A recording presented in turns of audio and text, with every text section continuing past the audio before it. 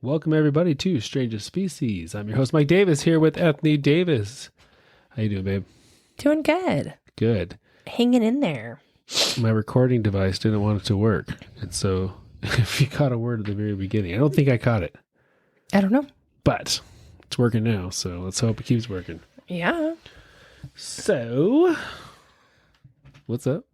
Oh, well. Just all of us are sort of struggling through like various ailments in our family for the past week. It's kind of weird That is true. because we all have like different symptoms, but kind of just not fully ourselves. So mine's just lingering longer than I normally let it linger, but it just won't go away. Do you have to let it linger? I mean, apparently so. But yeah, Oaksy's was very short-lived. Lincoln's is kind of weird. Luckily, Mine was kind of yours is still lingering. Vienna, much better than last week, though. she doesn't have anything.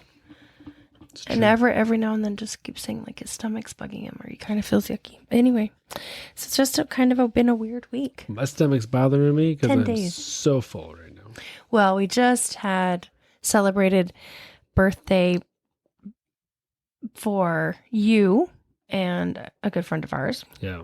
We're 5 days apart, he and I. And so we go out every year together. Well, every year. We've decided just this year that now that we've done it 2 years in a row, it's kind of a tradition. Every year for the last 2 years.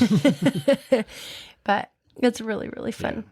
Yeah. So we live about 45 minutes from Coeur d'Alene, Idaho. And they have a big fancy resort on the lake there. And in said resort, there is a restaurant that has a coconut macadamia nut cake that is like my all-time favorite. Yeah. And I only get it on my birthday. Or around your birthday. Or around my birthday, right? Because it just makes it fun that way. Yeah, and totally. It's crazy decadent and rich, and It's you couldn't do huge. a lot. But yeah, one slice is probably like 8 or 9 inches tall. Yeah, it's huge. The two of us shared one, and I couldn't finish it. Yeah. Almost. Well, we finished other than like the 4 inches of icing on top of the 9 inches Yeah. piece of cake. But tell them about what happened last year, the trauma. Well, so we've been going with them just last year and this year, but Ethne and I have been going for many years. And we went last year. We took them. I was talking up how great this cake was, and they had taken it off the menu.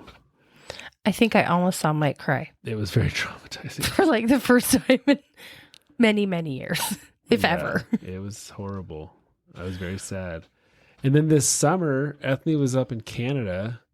I thought I was at girls' camp. Or a girls' camp. She was not with me. And I took all of our kids to this really cool little historic town called Wallace, Idaho. Cool side story about Wallace, Idaho. Back in the day, they were going to put the freeway right through the town. And they were going to have to tear down a bunch of stuff. And so the town went, this is really smart, kind of behind the government's back, and they registered every single building as a historical landmark. And it worked. And so the freeway literally runs over the town now. Over top. It's like a giant overpass over the entire city. It's a small little mining town. It's not like a ginormous city. But super fun place to go visit. I took the kids not gold mining. We went to a silver mine, and then we went and panned for gold in a river out there last summer just for something to do. We got no gold. But on the way back into town, we had to drive through Coeur d'Alene, stopped in because they have these giant ice cream sundaes there. They're infamous for gooeys. Yeah. Mm-hmm. And lo and behold, back on the menu was my coconut cake. He literally couldn't So many handle. people were angry that it was gone. They Yep. put it back. And he couldn't handle his life. He had to send me a picture. Oh, it's good. And I bought it and I went and sat in the grass behind the resort just and I ate it. indulged. Like 4,000 calories of a slice. Even though it wasn't his birthday, he did it. So But we went tonight it was awesome. and we had a piece and it was oh so good. Oh, so good. But now I feel really gross. Yeah. I mean, I feel content. Good. Yeah. Good. Hey, you remember a few weeks ago, we had an episode about Hugh Glass. I remember Hugh Glass's name. Do I remember what he's specifically known for? So he was the guy that the movie The Revenant was filmed or was made after. Okay. So he... Hugh Glassman. Yep, Hugh Glassman. That's right. Yep. Wolverine. So he got mauled by a grizzly bear, left for dead. Yep. And then crawled Yep. back to civilization and then hunted down the guys that left him for dead. Legit. Then we decided he maybe was one of the manliest men that ever manned. Yeah. The Earth. The Earth. Yes.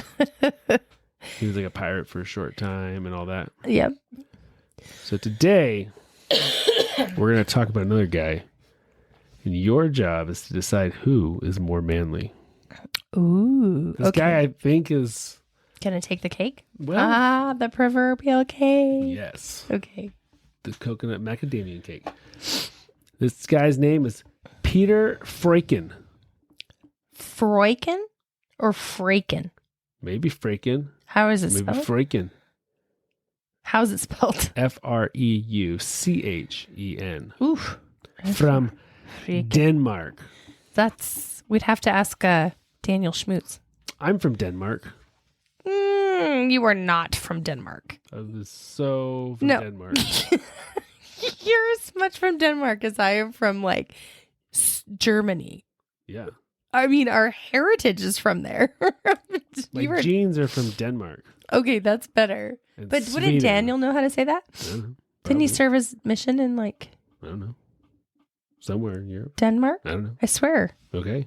He lived there. He might have. I don't know though. Anyway. So, Peter was born February 2nd, 1886. Okay.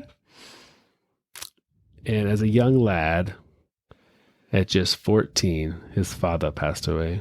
Sad. Shortly after, followed by his mother. She also passed away.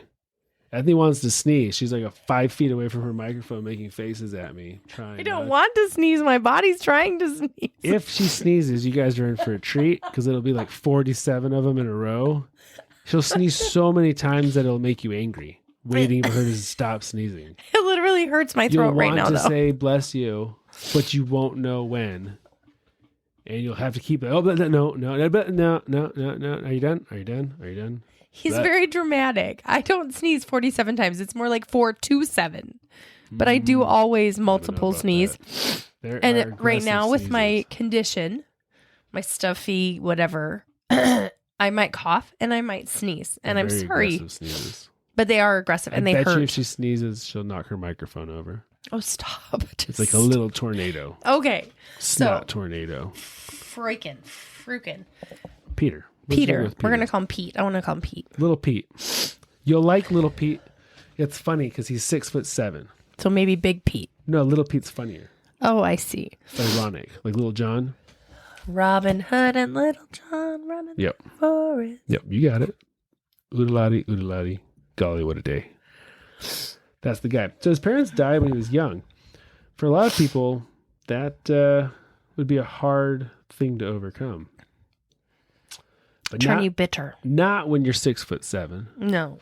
And oozing manliness out of every orifice of your body. So Pete, little Pete, you know what he does? He decides to go to med school. Good for him. And graduates at age 20. Okay. So what do you do after you graduate med school? What would you do? I mean, first of all, that's the shortest med school I've ever heard of in my entire life. That was the 1800s. They don't really know anything. It's like, okay, when did he start? At 18? He's done by the time he's 20? No, he wasn't 18 when he started. His parents died when he was 14. Well, Sometime after that, he started med school. I don't know when. You can't start med school when you're 14, can you? In Denmark, in the 1800s, apparently you can when you're like 16. Okay, well then you go be a doctor, I guess, if you're 20 and you graduated from, in quotations, med school. Ha, that's what you would think, but I tricked you. Okay. Because that's not what he did. Okay. Instead, he decided to go on an expedition to the Arctic. Totally. The doctor of the Arctic. Yeah, we're never going to talk about him doing any doctorate things again. But just know, he went to Danish med school. Okay. In his teens. No, but he did. So he travels up to the Arctic. He goes as far as he can, gets us up by boat, gets out, dog sleds, 2,000 kilometers. He's got to be at the top at that point. Yeah, one would hope. Yeah. And he gets to a place that will become known as Thule Greenland. Okay. But I don't think there was anything there at the time. I don't even know if there's anything there now. Well, there's Thule. Well, what does that mean? Oh, well, I'll tell you. Okay. But he finds that he really likes something that I really don't like. Ice. Freezing your nipples off in the cold. Yeah. Okay. He loves the Arctic, which is, I mean, he's from Denmark, so it's probably always icy and cold, but it sounds the worst thing ever. Does not sound fun to me either. But hey, and you're Canadian. Right. I love the snow. Well, not as much as Peter. I love playing in the snow. This is different. It's more, no. Yeah. So he decides, he meets some Inuit people up there. That makes sense. And he ends up like, hey, I'm going to live with these guys for a while. Okay. I bet he learned a lot of great things from them. I'm sure he did. He ends up marrying one of them. Okay, cool. Having 2 kids with her. And lives there for 20 years. Good for him. In Thule, Greenland. That's great. He establishes a trading base. And he was actually pretty cool because he required anyone who came and traded to really learn and respect the Inuit customs. That's great. Like he was all in. Yeah, he's all in. He's all in. While living there, remember, you're trying to compare him to Hugh Glass. Right. Obviously, a lot of things are going to happen. So, while he lives there, he led 7 expeditions to the Arctic. Is he not already in the Arctic? More Arctic. More Arctic than Thule? Yeah. Well, maybe he had to come back down and get people and then take them up there. Oh, maybe. I'm not sure. Okay. I've never been there. Sounds good. He was known for wearing a large polar bear jacket from a polar bear that he himself killed. What? Yeah. And he made a jacket out of it? Yeah. I don't know if anything more manly than that. But that would be heavy. I would think you would want heavy. Especially if you're 6'7". That's true. It's a lot of man to cover up in the cold. That's true. It'd be like my jacket, like my sleeping bag jacket. It would go down to his ankles, I bet. Did he have a zipper on it, though? That's the key. That's a good question. I'm not sure what the zipper situation was back in the... You'd feel like you'd need that in Thule. I would prefer a zipper. Yeah, for sure. Can you imagine trying to be 6'7"? You have like 40 buttons on your polar bear jacket you're trying to do with your numb fingers. You know what I was thinking more so is if you're 6'7" and you're crawling in and out of an igloo. It's like that little entrance at the beginning. It's like half his body would be out and half his body in. That would be funny. I don't know. I don't know how igloos really work in the real world. I'm just picturing like the stereotypical one. But yeah, and then he would never be able to stand up straight. They better build him a huge one. Anyway. 6'7" tall. I'm 6'4". It's tall. And I'm not like freakishly tall, but tall enough that I wouldn't want to be any taller. Right. Yeah. Anyway, it's just funny. I was just picturing him crawling in and out of an igloo. But yeah, I didn't know what the zipper situation was at all back then. I mean, he probably didn't have a zipper. No. So, okay. Maybe if the polar bear had a zipper on his stomach, then it would have a naturally built-in zipper. Maybe. But I can't imagine a polar bear having a zipper. Just... Alrighty. Okay. So, in 1926, it was time for him to really showcase his manliness. Okay. Alrighty, you ready for this? I'm ready. So he's out on an expedition. Mm-hmm. Because I don't know what else you do when you live in northern Greenland. I was going to say, I think that's You're in your igloo. Igloo, or you're out on an expedition. Like, going pee is an expedition. Well, you can't classify that as an expedition. He's not very manly if those are his expeditions. Well, I don't know what expedition he was on, but he gets caught in a huge storm. Oh, that sounds so terrible. He's a few hours away from base, Mm-hmm. from his house. So he hunkers down in his dog sled. But the storm... I don't think dog sleds really have any, like it's... You're right. When I say hunker down, it's like kind of get behind it. Okay. Side of it. It's not like a really sheltery thing. No. Okay. The storm's so intense that it traps him under a few meters of ice and snow. And he's pinned inside of this little not even a cave. It's so tight he can't move. Like he's, pinned in there, essentially creating a frozen coffin for him to just wait out his death. Right, but the dogs would have also been completely covered. Yeah, they're probably dead. Yeah, I mean, we never hear about the dogs again. So right. I would assume so. Yeah, sad. So it's so tight in there that his beard freezes to the ground. His beard? Yeah. Like it's so tight that his face is like, pressed up against the ground. In his dog sled? He's not in the dog sled.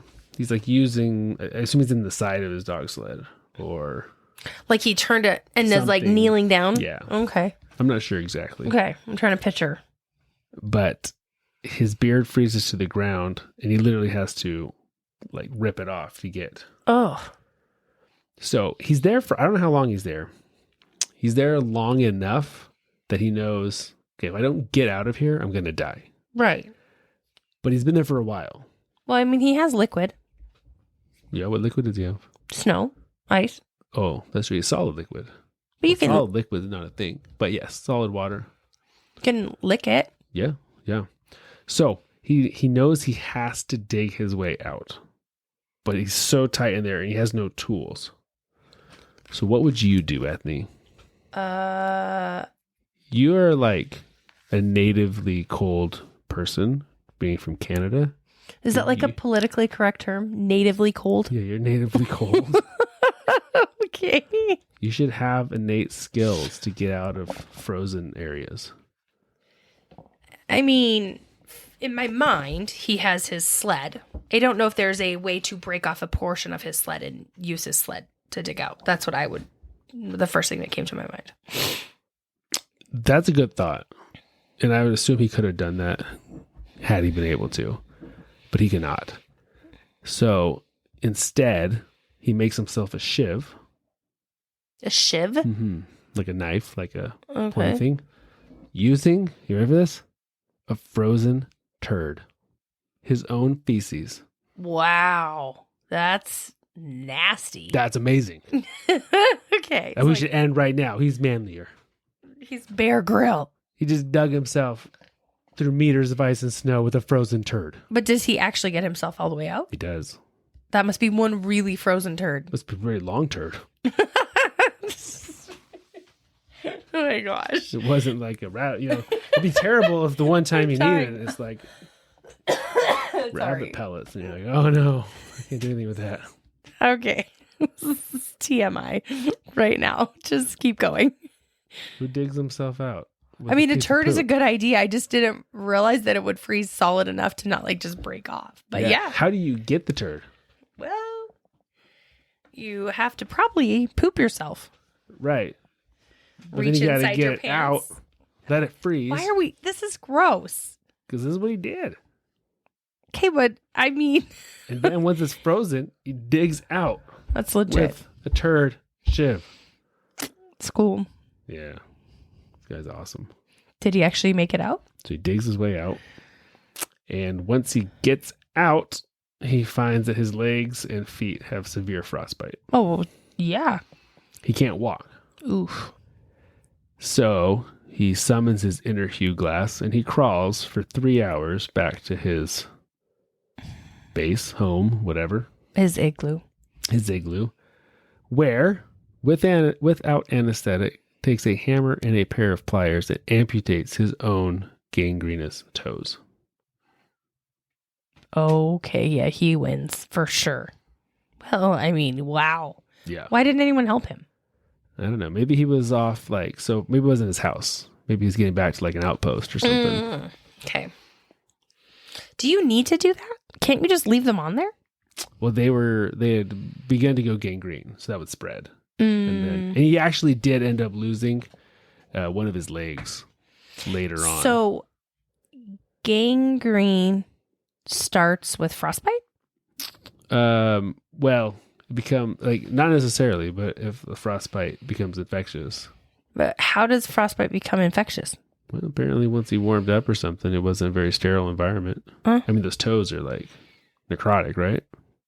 Yeah, I mean, I've just never really thought it through. But yeah, I mean, I know what both of them are. I just didn't realize that it would turn gangrenous. Or maybe he was afraid it would turn gangrenous. Mm-hmm. Either way, he chops him off himself with a hammer and pliers. That's so insane. I can't imagine that after. But he probably doesn't feel it, right? Because the frostbite would have... Maybe not while it's frozen, but once you thaw, you're definitely going to feel it. Oh, jeez. This is terrible. Okay. Man, one of the worst pain I've ever had. No, that's not probably true, but really bad. Playing stupid football game in the snow up in the mountains in central Washington. And then just going in at the end of the game and like thawing. So painful. Mm-hmm. Your fingers and stuff, you know? It definitely. Like almost burning. Burns, yeah. Like itching. Yeah. Mm-hmm. All right. So where are we so far with our comparisons? Oh, this guy is taking the cake for nastiness. Oh, gross, huh? Yeah. Just all of it. Like cutting off your own toes and with only like a hammer and a what? Some pliers. You know what would have been cooler had he used the frozen turd to cut off his toes. No. That just sounds like gangrene. That's true. Maybe he started with that and then realized, oh no, it's melting. Okay. We're laughing at this poor human's expense, by the way. I feel like this is terrible of us. Most times on this show, we laugh at poor people's expense. Yeah, but okay. So he has no toes, or maybe I don't know if he cut them all off, but I don't know how many he cuts off. But like I said, he does end up losing an actual leg. Right. Which means he gets a wooden leg, which makes him even cooler. Yeah. 6'7" polar bear pirate man. 6'7" polar pirate bear. Pirate bear, yeah. Polar bear pirate man. So at this time, he decides probably had enough Arctic life. I hope so. If you haven't learned your lesson after this, you just deserve to die with the elements. But we've established he's pretty awesome. Yeah. At outdoors life. Yeah. But how does he do in an urban setting? In the city? In the city with civilization. Can he cut it there? I don't know. Can he? Let's find out.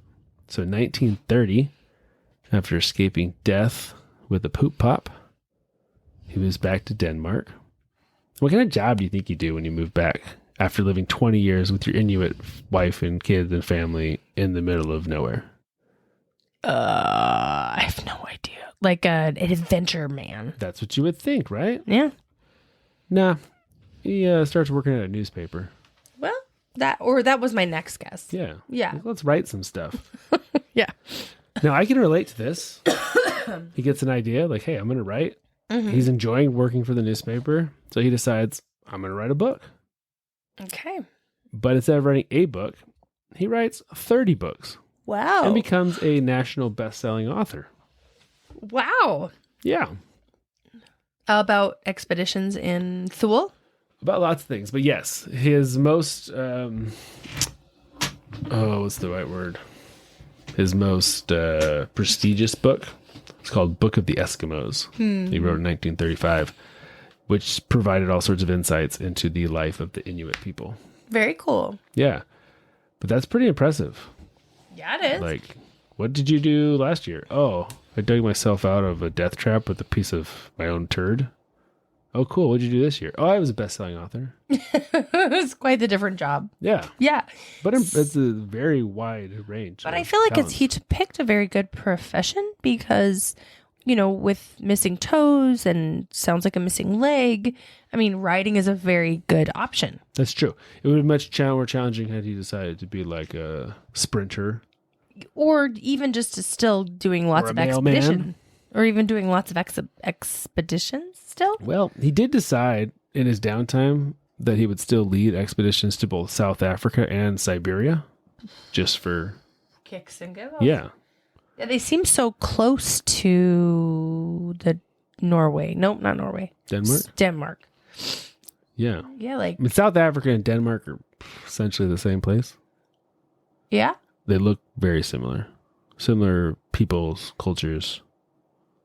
People are going to think you're serious. Very not serious. But like Siberia is a little closer. Not in culture, but in frozen wasteland.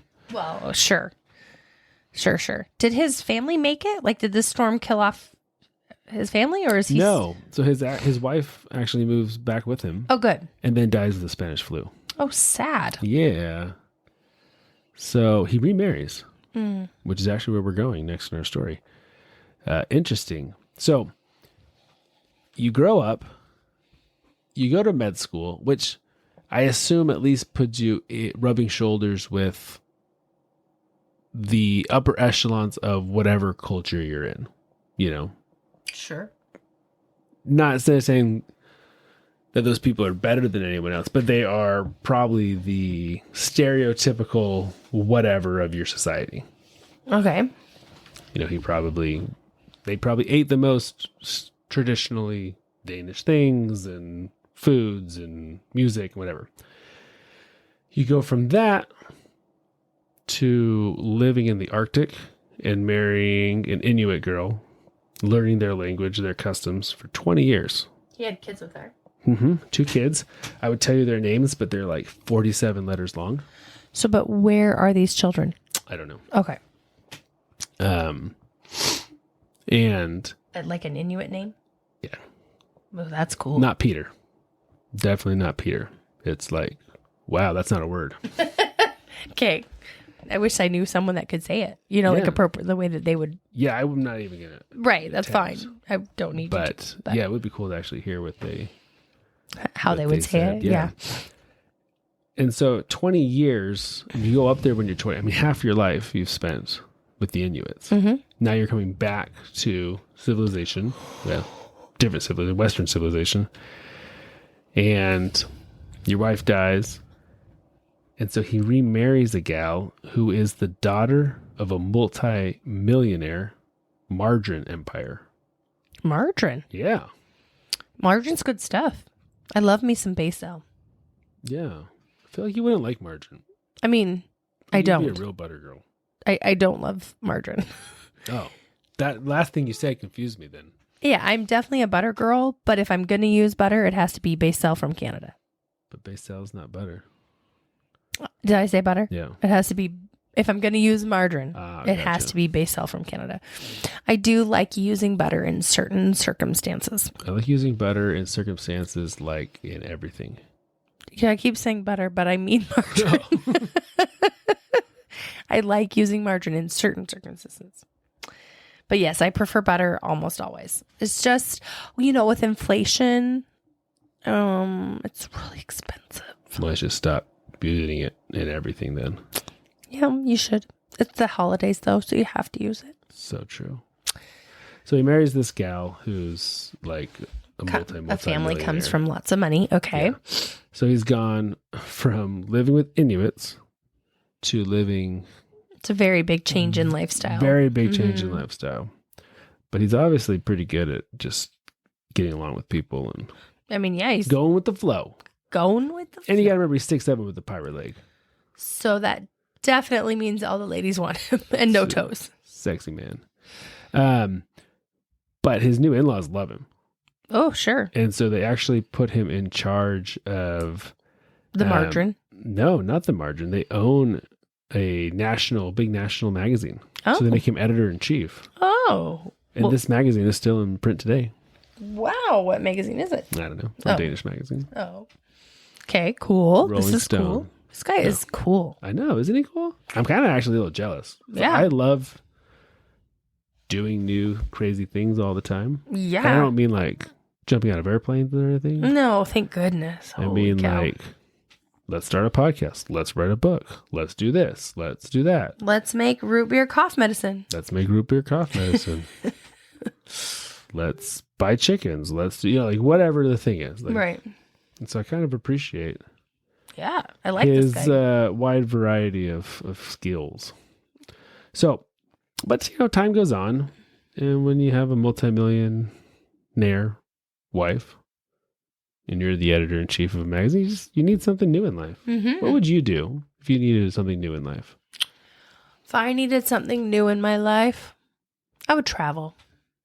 Yeah. I think he was sick of traveling. But I mean he lived somewhere for 20 years. He just picked the wrong place to live for 20 years. But he went to Siberia and South Africa. Like he's doing around. But he's, I feel like he needs to go tropical.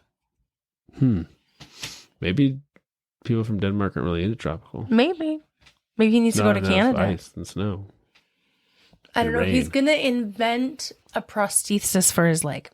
That would have been a smart move. He doesn't do that. So he decides to write a movie. Yeah, that's another option too. Yeah. But why write a movie when you could also direct and star in a movie? Oh, even better. So he starts doing that. Good for him. Writing movies, directing movies, being in his own movies. I mean, he's got capital. Yeah. So he actually is in a movie called Eskimo that was made or produced by MGM. Wow. Yep. He is not the star of the movie, but he's in the movie and it's based off his book. Wow. And it goes on to win an Oscar. Whoa. Yeah. This guy's like... best-selling author. Cool. Oscar winner. Polar bear killer. Poop digger outer. Poop digger outer. Wow. All the things. This guy has really, really, really outdone himself. He definitely makes me feel a little less cool and manly. Yeah. Like Hugh Glass made me feel less manly. Now I feel less manly and cool. I'm sorry for you. Yeah, man. I want to win an Oscar. That's so crazy. Pulitzer Prize. That he won an Oscar. Okay. So, I think at this point, it probably sounds like a good time to retire, right? I think so. But he had one other little problem pop up in life. And that was, he was Jewish. Why is that a problem? Well, because about this time, there was a little thing called World War II starting up in Europe. You ever heard of it? Yeah, I've heard of it.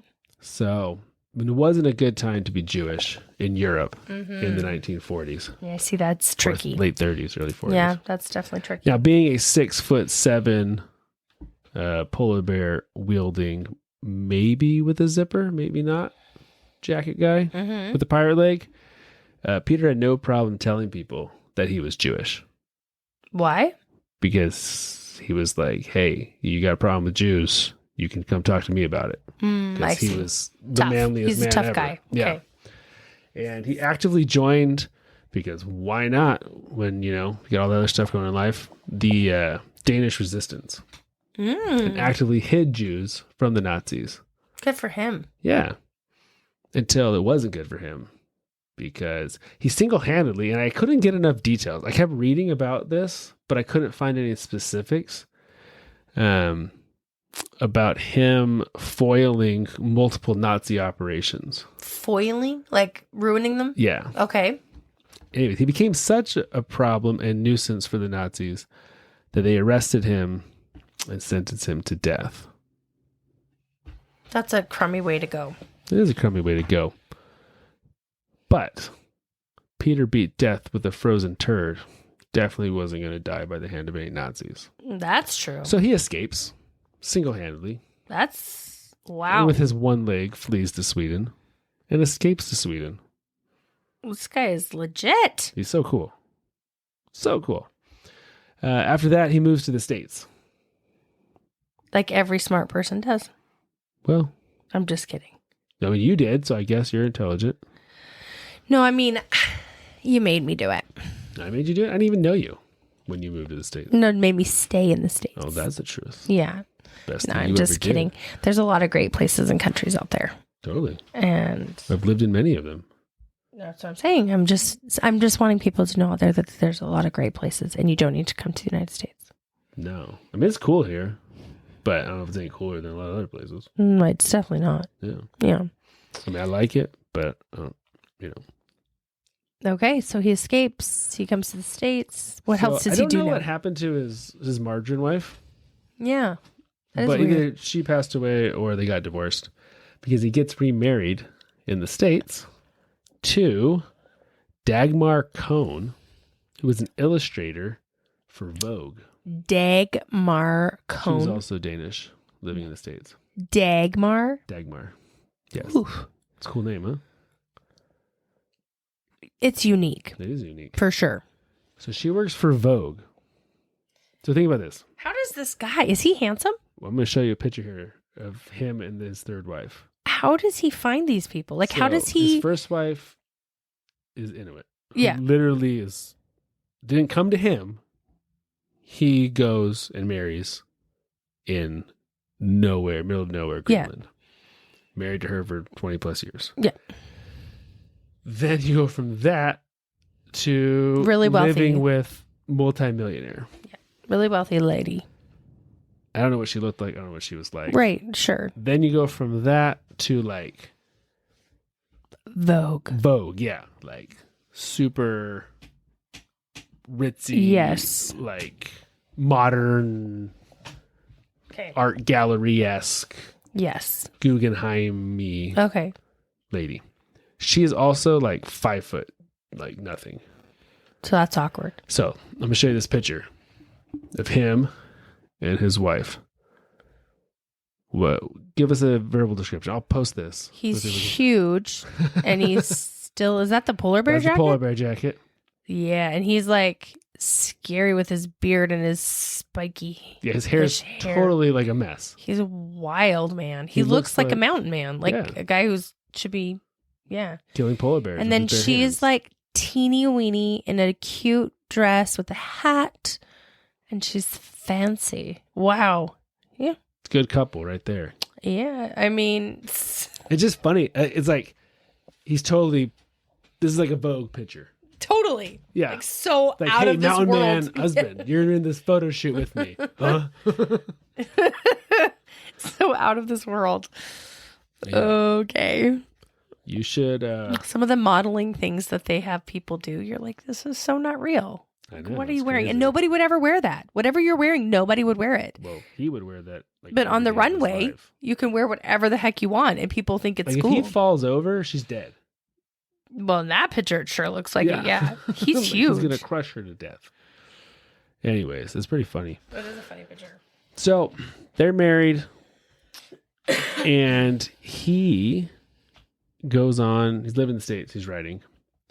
He goes on a TV game show called the $64,000 Question. Now, it's formatted essentially the exact same as Who Wants to Be a Millionaire. It is the show that Who Wants to Be a Millionaire is based off of. Do you remember the hype of Who Wants to Be a Millionaire? Oh, yeah, it was a big deal. Was that a big deal in Canada, too? Our graduating class, we were called the group that we are called the class historians. And when you're a senior or a 12th grader, you could be on the class historians, and you planned what you would do at the graduation thing. For our graduation thing, we did Who Wants to Be a Graduate with the same concept. So it was all the rage. All the rage, yes. And so this show is very similar back then. So Peter goes on it, becomes the 5th person in the history of the show to win the show. Oh my gosh, this guy's too much. Yeah. So essentially, in modern times, wins Who Wants to Be a Millionaire, wins an Oscar, becomes a best-selling national author, digs himself out of a frozen coffin with his own piece of poop, has a polar bear jacket from a polar bear he killed. Knows a ton about the Inuit people in Thule, which not very many people are going to know anything about. Yeah. Wow. Just wow. Yeah. And his parents, he was basically an orphan from the time he was 14. Yeah. And he's a doctor. Oof. I mean, never practicing medicine. That's one of the doctors you don't ever go see. Like, ever. And he's amputated his own toes. There was one expedition they talked about when he was in Thule where an Englishman or someone was convinced that Greenway was separated from the North Pole only by a river. So he took him all the way to the north of Greenland to prove that there was a giant body of water between the two. Wow. That's a long journey just to prove that. Right. He led expeditions to Siberia, South Africa. I mean, this guy. The dude was pretty dang cool. Yep. So In September 2nd, 1957, he passes away in Oregon. Oh. 3 days after finishing another book. Wow. Yeah. Peter Freuchen. That guy's a cool guy. Yeah. Yeah, he's like my new hero. I was so impressed when I was reading all about him. I was like, oh my goodness, like, I'm jealous of this guy's life. Other than having to cut off my toes. And dig out yourself with your own poop? I'm not sure I could make a good enough shank shiv knife out of a turd. Because you have to make the turd knife with no other knife. Right, you have to like freshly poop and shape it. Shape it before it freezes. Mm-hmm. Think how cold that is. That your turd's going to freeze that hard. Yeah, that's what I was legit thinking. I also wonder what his diet was like. That he had enough like fiber in that turd to make it harder than the ice and snow. That's something to ponder. I've been pondering for the last few days about it. Well, I don't know, you haven't come up with any great ideas. I don't think my diet is. And my brother-in-law really doesn't like my theories of what things happen because he thinks they're ridiculous, which I still think that mine are very good. Sometimes they're great. I didn't think your Flannan Island hypothesis was great. I think both of my ideas were very good. But that's okay, you know? That's what makes it great, Ethne. I guess. So now you can just think about the diet required to make a hard enough turd shiv to cut through ice. Shiv everybody. Yeah. Like the weapon you would make with a toothbrush in prison. Right. Is that what that is? I think so. Oh. I don't know any of these things, but... Alrighty. Anything else you want to add? No, I'm pretty impressed by this guy, though. He lived a full life, man. Yeah. I wonder where he died in Oregon. I wonder how close he is to us. We should go see if we can visit his last home. Kind of like Bing Crosby here, you know? Mm-hmm. We know where his home is, and it's kind of cool. That's kind of cool. Yeah. So, no, I think this guy definitely takes the cake. I mean, I guess as far as accomplishments, as far as like all the hard work and the physical labor of Hugh Glass, this guy definitely had a lot of varying experiences, like very hard trials like that, you know, perseverance and stuff. But then just taking all the next accomplishments to a whole new level. Sorry. Yeah, it blows me away that someone can have so many natural talents. Like, yeah. But I mean, does his experiences in life give him the mental capacity, fortitude to be able to create these experiences in his life? Maybe, but I mean, even if you had those experiences, what % of the population could then turn around and write about it at such a level? Yeah, I don't think a lot. You know, that it's so well received. Right. No, I definitely... Or then take that and turn it into, 30 books. Right. Or then take that and adapt it to a movie. A movie where you actually also direct it. Like, where do you learn to direct a movie? You know, you just trial and error. Duh. I mean, I'm in a play right now, and I like to watch the directors, and I like to think like, okay, you know, all the moving parts that they're thinking about, you know, and the vision that they have for it is just pretty remarkable. Yeah, that's true. Like, I just have to show up and read some lines and, you know, figure out this little scene where... Right. Yeah, no, that's true. The backdrop and the setting and the music and this and that and how this is going to play and, you know, all the things.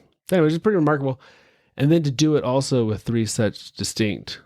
Now, I don't know what times were like back then. Maybe his wives didn't have a lot to do with his professional life. Like, you know, I would imagine they would. Why wouldn't they? I don't know. I just feel like back then maybe... Things were different. Yeah, maybe. They lived a little more separate. Like, I don't know. I mean, obviously on his expeditions, that's probably not a very... But the other ones... It just seems a little more... You know, I don't know, maybe wives weren't as involved in I don't know. The day-to-day business things of their husbands. But then again, he was married to a super rich, you know, like millionaire whose parents gave him the job of editor-in-chief. So She might have been very involved with it. Interesting. Yeah, I don't know. Just very fascinating.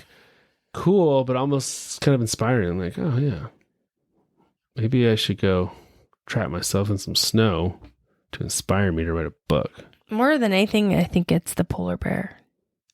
Polar bear jacket? Yeah. Definitely could use a polar bear jacket. Yeah. So you should get me one for Christmas. For Christmas. Okay. Yeah. We'll keep our eyes open. eBay. Polar bear jacket. All right, everybody. Polar bear jacket. I need to go to bed. So. All right, guys. Everyone have a wonderful week. We'll be back next week with some other crazy topic. Who knows what? Stay strange, everybody. Peace.